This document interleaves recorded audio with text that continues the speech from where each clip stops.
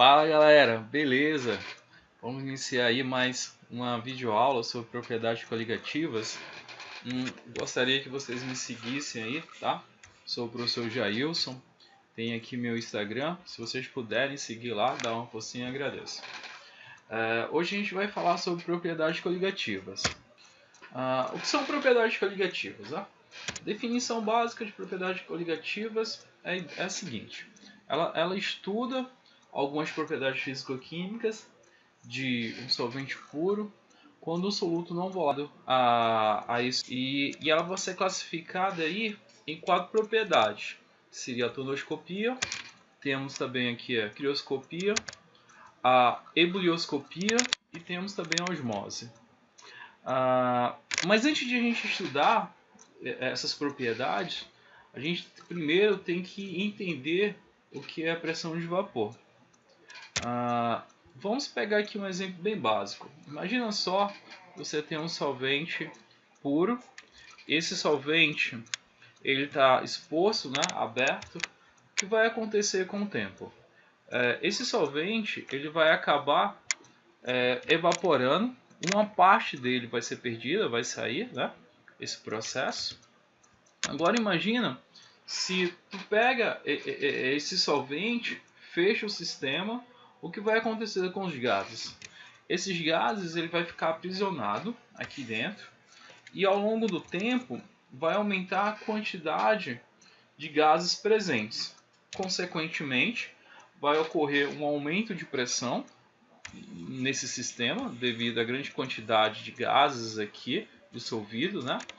Porém, o que acontece? Esses vapores, né, esses gases, eles vão sofrer um processo também de condensação. Então, uma parte dele vai estar passando por estado gasoso e uma outra parte dele vai estar passando por estado líquido, né? E a gente vai ter um aumento de pressão gradativa ao longo do tempo. Quando mais gases estão passando por estado gasoso, tem um aumento de pressão. Porém, chega um certo momento que a pressão para de aumentar. Vejamos, se a pressão está diretamente relacionada à quantidade de gases presente, então quando essa pressão para, isso significa que esses gases pararam, né?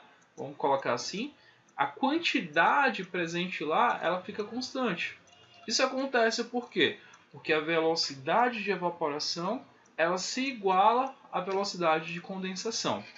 E quando isso acontece, a gente fala que o sistema entra em um equilíbrio, que é um equilíbrio dinâmico. E a gente define então o que é pressão máxima de vapor.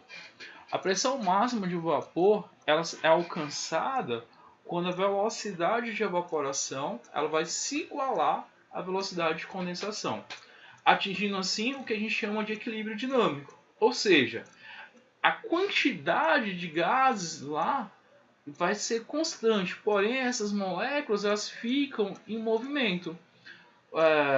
Quando uma é condensada, vamos imaginar assim, a outra ela sofre um processo de evaporação. Então as quantidades elas vão se manter, por isso que a pressão ela fica constante. Beleza? Tendo essa ideia, a gente vai entender agora quais são os fatores que vão afetar essa pressão máxima de vapor. São apenas 2, que é a natureza do reagente e a gente tem também a temperatura do reagente. Beleza? A gente vai fazer o que agora? A gente vai estudar separadamente, né, esses fatores. A gente vai iniciar aqui, inicialmente, com a natureza do reagente. E para isso a gente trouxe aqui para vocês 2 solventes puros. Eu tenho aqui a água e tenho aqui o álcool etílico, tá? Então, se faz a seguinte pergunta: qual dos 2 solventes é mais volátil? Professor, mas o que é isso, volátil? Volátil é simplesmente a capacidade dessa substância passar para o estado gasoso. Vamos lá. Se você colocar água em sua mão e na outra você colocar o álcool, qual deles vai evaporar mais rápido? Qual deles vai passar para o estado gasoso mais rápido? Claro que é o álcool etílico, né?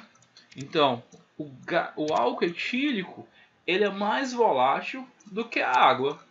Consequentemente, ele vai apresentar uma pressão de vapor maior do que a água. Então, por definição, é a seguinte: quanto mais volátil o reagente, maior vai ser a pressão de vapor dele. Perceba que aí eu tenho que fazer um comparativo, entendeu? Entre dois solventes. Aquele que for mais volátil é aquele que vai apresentar a maior pressão de vapor, beleza? Então a natureza do reagente está relacionada a isso. O segundo é a temperatura. Vou pegar dois exemplos aqui bem simples, na verdade. Um exemplo, que é esse aqui, ó. Coloco a mesma substância química para utilizar aqui a água como exemplo. A gente está usando aqui uma a 10 graus Celsius e a outra a uma temperatura de 60 graus Celsius. Então, qual dos recipientes irá apresentar a maior pressão máxima de vapor? Olha só, se a gente colocar uma temperatura de 10 graus Celsius, vai ter a formação, vai acontecer a evaporação e a 60 também. Porém, como a 60 eu tenho uma temperatura maior, o estado vibracional das moléculas é maior. Então eu vou ter uma quantidade maior de moléculas no estado gasoso. Consequentemente, a pressão de vapor está relacionada diretamente à temperatura. Ou seja, quanto maior a temperatura, maior vai ser a minha pressão de vapor. Beleza, galera? Então, são somente esses dois que afetam a pressão de vapor: a natureza do reagente e a temperatura. Nenhum outro fator vai afetar a pressão de vapor. Então eu vou fazer o seguinte, eu vou parar a primeira aula aqui e a gente dá continuidade já na próxima para o vídeo não ficar tão prolongado. Beleza?